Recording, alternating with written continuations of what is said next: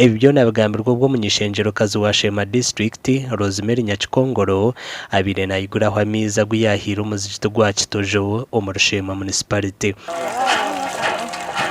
Natuma PA ngo abuze engineer witugo yagira ngo nayikondejo ngo neza kumara hemtwaro 5 hatumureke ejo nanyengikuri kandi tutakagira ngo ngo kandi twabura amaizi twaba tutegereze gari yatube twino hagaki agitu nishaba komite yo netoriro mwanyogo abataka abakatara bacyara bito bakatara habuguze miyembe na fruits na kibyona abize babase kukosa ki amizi retu kiri no mucyanda amizi ni mangu gatwasire kubomu mbwe nuhonorable Nyakikongoro yatuhereza ki amizi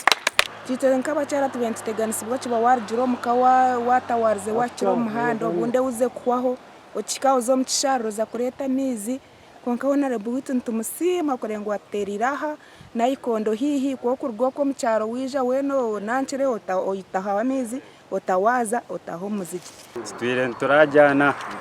ninyo musaramu wayi nimba nifo kubunamizi konka mwenye Nyakikongoro webare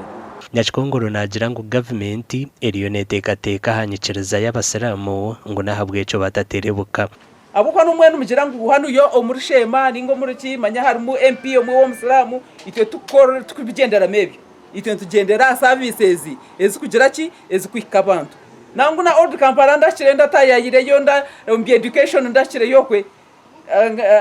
nka Ibrahim numumanyi ogwe numwana wanje munonga so nyoni nyesiga umureke twatanse hamwe turete ekintu cyukusebuhereza abantu bitu bankahi ba Sheema